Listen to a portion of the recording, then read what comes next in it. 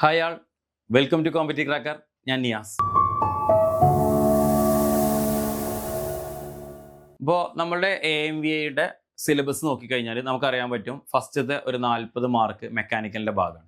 അതോടൊപ്പം തന്നെ അടുത്തൊരു 40 മാർക്ക് ഓട്ടോമൊബൈലിൻ്റെ പാർട്ടാണ്. പിന്നെ ഒരു 20 മാർക്ക് നമ്മുടെ ജോബ് റിലേറ്റഡ് ആയിട്ടുള്ള സ്പെഷ്യൽ ടോപ്പിക്സ് ആണ് വരുന്നത്. അപ്പോൾ മെക്കാനിക്കലിൻ്റെ പാർട്ടിലെ പ്രോപ്പറായിട്ട് 4 മൊഡ്യൂളായിട്ടാണ് നമ്മളുടെ പ്രീവിയസ് ഇയറിൽ എക്സാം ഒക്കെ നടക്കുമ്പോൾ സിലബസ് സെറ്റ് ചെയ്തിട്ടുണ്ടായിരുന്നത്.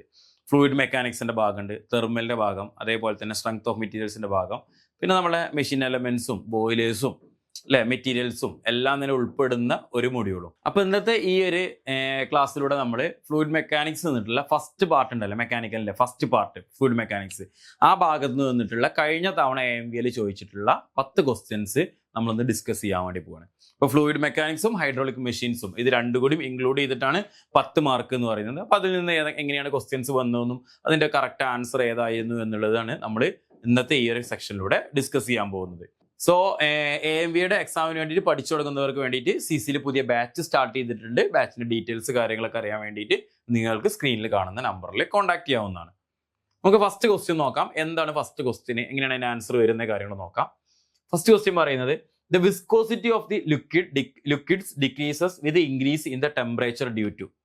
The viscosity of the liquids decreases with the increase in the temperature due to. Option A വരുന്നത് decreased cohesive force, option B വരുന്നത് increased cohesive force, option C വരുന്നത് decreased molecular momentum transfer, option D വരുന്നത് increased molecular momentum transfer. അപ്പോൾ viscosity of the liquid decreases with increase in temperature due to. അതിന് കാരണം എന്ന് പറയുന്നത് decreased cohesive force ആണ് അല്ലേ. കോഴ്സീവ് ഫോഴ്സ് ഡിക്രീസ് ചെയ്യുന്നത് കൊണ്ടാണ് ടെമ്പറേച്ചർ കൂടുന്ന സമയത്ത് ഈ കോഴ്സീവ് ഫോഴ്സ് ഡിക്രീസ് ചെയ്യുന്നത് കൊണ്ടാണ് എന്ത് വരുന്നത്, ലിക്വിഡ്സിലെ വിസ്കോസിറ്റി താഴോട്ട് വരുന്നത്, കുറയുന്നത് കേട്ടോ. അപ്പോൾ അതാണ് ഫസ്റ്റത്തെ ക്വസ്റ്റ്യന്റെ ആൻസർ എന്ന് പറഞ്ഞാൽ. അപ്പോൾ ഓപ്ഷൻ എ ആണ് കറക്റ്റ് ആൻസർ. രണ്ടാമത്തെ question, in Newtonian fluids the shear stress is. നമ്മൾ ഡിഫറെന്റ് ടൈപ്സ് ഓഫ് ഫ്ലൂയിഡ്സിനെ കുറിച്ച് പഠിക്കുന്നുണ്ട്. ന്യൂട്ടോണിയൻ ഫ്ലൂയിഡ്സും നോൺ ന്യൂട്ടോണിയൻ ഫ്ലൂയിഡ്സ് എന്ന് പറയുന്നത് അതിൽ ഏറ്റവും ഇമ്പോർട്ടൻ്റ് ആയിട്ടുള്ള കാര്യമാണ്. In Newtonian fluids the shear stress is. Option A directly proportional to the viscosity, inversely proportional to viscosity, directly proportional to deformation rate, directly proportional to the shear strain. നമ്മൾ du/dy എന്നൊക്കെ പറഞ്ഞിട്ട് പഠിച്ചിട്ടുണ്ട് അല്ലേ. അപ്പോൾ answer വരുന്നത് option D ആയിരിക്കും, directly proportional to the shear strain.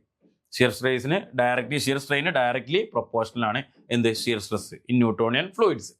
Next ക്വസ്റ്റ്യനിലോട്ട് move ചെയ്യാണ്. മൂന്നാമത്തെ question, the correct statement is. താഴെ പറയുന്നതിൽ ഏതാണ് കറക്റ്റ് ആയിട്ടുള്ള സ്റ്റേറ്റ്മെന്റ് എന്ന് പറയുന്നത്. Option A fire point is higher than flash point, option B fire point is lower than flash point, option C there is no relation between fire point and flash point, option D sometimes fire point is higher sometimes flash point. നമുക്ക് എന്താണ് fire point, എന്താണ് flash point എന്നുള്ളതാണ് അറിഞ്ഞിരിക്കണം. എന്താണ് fire point, എന്താണ് flash point. നമ്മളൊരു for example ഏതെങ്കിലും ഒരു ഫ്യൂൽ എടുക്കുക, ഒരു പെട്രോളോ ഡീസൽ എടുക്കാം. ഡീസൽ എടുത്തിട്ട് നമ്മൾ ജസ്റ്റ് അതൊന്ന് കുറെ അന്തരീക്ഷത്തിലോട്ട് വരുന്ന സമയത്ത് ഒന്ന് ഫ്ലാഷ്, ആ ഒരു ഇതിലൊന്ന് ഫ്ലാഷ് ആകുന്നുണ്ടെന്നുണ്ടെങ്കിൽ, ജസ്റ്റ് ഒന്ന് കത്തിപ്പോകുന്നുണ്ട് എന്നുണ്ടെങ്കിൽ ആ ഒരു ടെമ്പറേച്ചറിനെയാണ് അതിൻ്റെ ഫ്ലാഷ് പോയിന്റ് എന്ന് പറയുന്നത്. അത് സ്ഥിരമായിട്ട് കത്തി നിൽക്കുന്നുണ്ട് എന്നുണ്ടെങ്കിൽ, കണ്ടിന്യൂസ് നമുക്ക് എന്ത് ചെയ്യുന്നുണ്ട്, ഒരു ഫയർ കിട്ടുന്നുണ്ട് എന്നുണ്ടെങ്കിൽ, അല്ലെങ്കിൽ ഒരു തീ കിട്ടുന്നുണ്ട് എന്നുണ്ടെങ്കിൽ അതിനെയാണ് നമ്മൾ എന്ത് പറയുന്നത്, ഫയർ പോയിന്റ് എന്ന് പറയുന്നത്. അപ്പോൾ ആദ്യം വരുന്ന നമുക്ക് എന്തായിരിക്കും, ഫ്ലാഷ് പോയിന്റ് ആയിരിക്കും. പിന്നീടാണ് നമുക്ക് എന്ത് വരിക, ഫയർ പോയിന്റ് വരിക അല്ലേ. പിന്നെ കഴിഞ്ഞിട്ട് നമുക്ക് വേറെയും കുറച്ച് കാര്യങ്ങളൊക്കെ അതിൽ പഠിക്കാണ്ട്, സെൽഫ് ഇൻക്രീഷൻ ടെമ്പറേച്ചറും കാര്യങ്ങളൊക്കെ പഠിക്കാണ്ട്. So fire point, flash point, പിന്നെ പോർ പോയിന്റ് എന്നൊക്കെ പറഞ്ഞിട്ട് നമ്മൾ പഠിച്ചിട്ടുണ്ട് അല്ലേ. സോ എന്താണ്, fire point is higher than flash point. Correct ആണല്ലോ. ഫ്ലാഷ് പോയിന്റിനെക്കാളും എന്തായിരിക്കും, ഹയർ ആയിരിക്കും എപ്പോഴും ഫയർ പോയിന്റ് എന്ന് പറയുന്നത്. അപ്പോൾ ഓപ്ഷൻ എ തന്നെയാണ് ഇതിലെ കറക്റ്റ് സ്റ്റേറ്റ്മെന്റ് എന്ന് പറയുന്നത്. ഒരിക്കലും ഫയർ പോയിന്റ് ഫ്ലാഷ് പോയിന്റിനേക്കാളും ലോവർ ആവില്ല. ഇതിന് നേരെ ഓപ്പോസിറ്റ് ആണ് ഇത് പറഞ്ഞിട്ടുള്ളത്. ബാക്കി രണ്ട് ഓപ്ഷൻസും അതിൽ വരില്ല. ഓക്കെ, ക്ലിയർ ആണല്ലോ. നെക്സ്റ്റ് ക്വസ്റ്റ്യനിലോട്ട് മൂവ് ചെയ്യാണ്.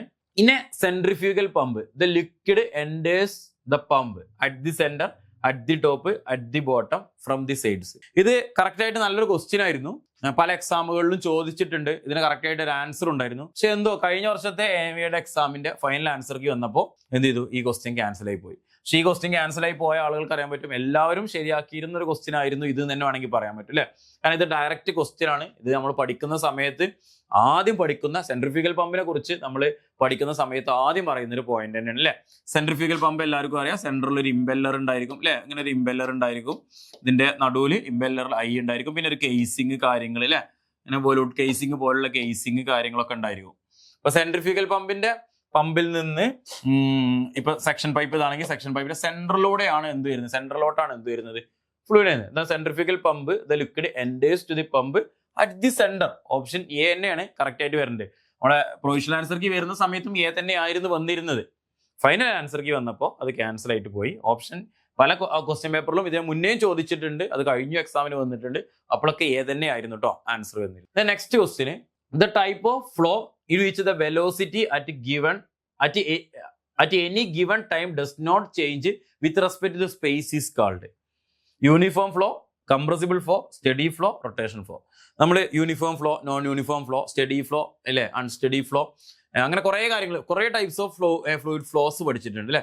റൊട്ടേഷണൽ, അതേപോലെ ഇറൊട്ടേഷണൽ, കംപ്രസിബിൾ, അങ്ങനെ കുറേ അധികം പഠിച്ചിട്ടുണ്ട്. അപ്പൊ അതിൽ ഏതാണ് ചോദിച്ചിട്ടുള്ളത്, വിത്ത് റെസ്പെക്ട് ടു സ്പേസ് ആണ് ചോദിച്ചിട്ടുള്ളത്. ഇതാണ് നമ്മൾ മാർക്ക് ചെയ്ത് വെക്കേണ്ടത്. പഠിക്കുന്ന അത് ഏകദേശം ഈ ടോപ്പിക്ക് പഠിച്ച ആളുകൾക്ക് അറിയാൻ പറ്റും. നമ്മൾ രണ്ട് കാര്യം നോക്കുക. ഒന്ന് വിത്ത് റെസ്പെക്ട് ടു ടൈം നോക്കും, അതേപോലെ തന്നെ രണ്ടാമത്തെ വിത്ത് റെസ്പെക്ട് ടു സ്പേസും പറയില്ലേ. അപ്പൊ the types of flow which the velocity at given for does not change with respect to space. സ്പേസിനെ ബേസ് ചെയ്തിട്ട് ചേഞ്ച് ആകുന്നില്ലെങ്കിൽ ആ ഫ്ലോ ഏതാണ്, യൂണിഫോം ഫ്ലോ ആണ്. ഓപ്ഷൻ എ ആണ് കറക്റ്റ് ആൻസർ. ഓക്കെ, ക്ലിയർ ആണല്ലോ. നെക്സ്റ്റ് ക്വസ്റ്റ്യനിലോട്ട് പോവാണ്. A venturimeter is preferred to an orifice plate because ഒരു വെഞ്ചുറിമീറ്റർ ഒറിഫൈസ് പ്ലേറ്റിനേക്കാളും വെഞ്ചുറിമീറ്റർ പ്രിഫർ ചെയ്യുന്നതിനുള്ള കാരണം it is cheaper, it is easy to install, energy loss is less, it has very high life. ഏതാണ് answer വരിക? Option C ആണ് അല്ലേ. Energy loss is very less. Venturimeter orifice മീറ്ററിനേക്കാളും നോക്കുന്ന energy loss എന്തായിരിക്കും, കുറവായിരിക്കും. നെക്സ്റ്റ് ക്വസ്റ്റ്യനിലോട്ട് പോവാണ്. Hydraulic radius of a notch is equal to, hydraulic radius of a notch is equal to area divided by the square of wetted perimeter, area divided by the wetted perimeter, area divided by the wetted perimeter divided by area square root of area. ഇത് നമുക്ക് പെട്ടെന്ന് കിട്ടാൻ ഏറ്റവും നല്ലതെന്ന് പറഞ്ഞു കഴിഞ്ഞാൽ ഇതിന്റെ equation എഴുതി നോക്കിയാണ് അല്ലേ.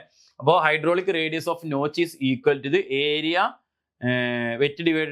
Area divided by the square of wetted perimeter, area divide by the wetted perimeter. Option B ആയിരിക്കും എന്ത് വരുന്നത്, കറക്റ്റ് ആൻസർ. ഡയറക്റ്റ് ക്വസ്റ്റ്യൻ ആണ്. ആ ഇക്വേഷനും ആ സെന്റൻസും അറിയുന്നവർക്ക് ഡയറക്റ്റ് ആൻസർ ചെയ്യാൻ പറ്റുന്ന കാര്യം തന്നെയാണ്. നെക്സ്റ്റ് ക്വസ്റ്റ്യനിലോട്ട് പോവാണ്. The unit of Chezy's constant C in the Chezy's formula. Chezy's constant, Chezy's ഫോർമുലയും അതേപോലെ തന്നെ നമുക്ക് ഡാസി വെയ്സ്ബാക്ക് ഇക്വേഷൻ അല്ലെ, അത് നമ്മൾ പഠിക്കുന്നുണ്ട്. അപ്പോൾ നമ്മളുടെ പൈപ്പുകളിലുള്ള ലോസസ് ഒക്കെ പഠിക്കുന്ന സമയത്ത്, ഫ്രിക്ഷണൽ ലോസസ് ഒക്കെ പഠിക്കുന്ന സമയത്താണ് നമ്മൾ ഈ ഒരു കാര്യമൊക്കെ വരുന്നത്, ഷെസീസ് കോൺസ്റ്റന്റ് ഒക്കെ വരുന്നത് അല്ലെ. പൈപ്പ് ഫ്രിക്ഷൻ അപ്പാർട്ടേഴ്സിലൊക്കെ കയറി നമ്മളിത് പ്രാക്ടിക്കലി ചെയ്തിട്ടുണ്ടായിരിക്കും.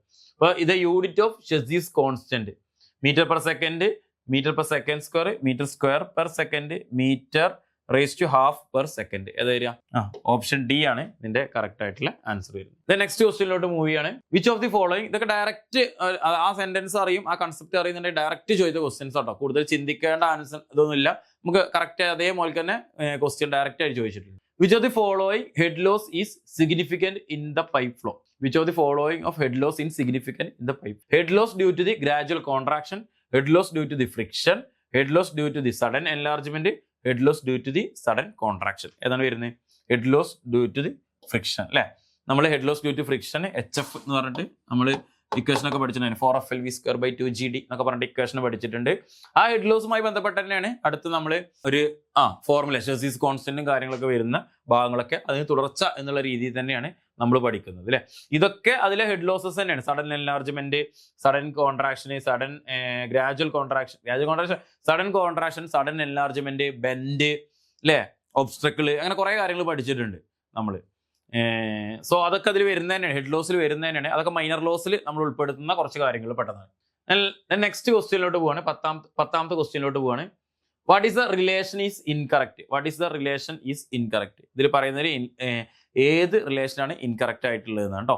ഇതും തന്നെ കഴിഞ്ഞ തവണ ക്വസ്റ്റ്യൻ ക്യാൻസൽ ചെയ്ത ക്വസ്റ്റ്യൻ ആയിരുന്നു. ഞാൻ കൂടെ ക്വസ്റ്റ്യൻ ക്യാൻസൽഡ് എഴുതി വെച്ചിട്ടുണ്ട്.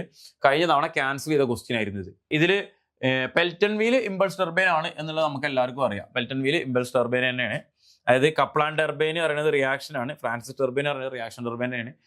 ഫ്രാൻസിസ് ടർബൈൻ ഒരിക്കലും ഇമ്പൾസ് അല്ല ശരിക്കും. അപ്പൊ ഇത് ഈ റിലേഷൻഷിപ്പ് ഇത് തന്നെയാണ് ഓപ്ഷൻ ആയിട്ട് വരേണ്ടത്. പക്ഷേ ഈ ക്വസ്റ്റ്യൻ എന്തായിട്ടുണ്ടായിരുന്നു, ലാസ്റ്റ് ഫൈനൽ ആൻസർക്ക് വരുന്ന സമയത്ത് ഇതും ക്യാൻസൽ ആയിട്ട് പോയി.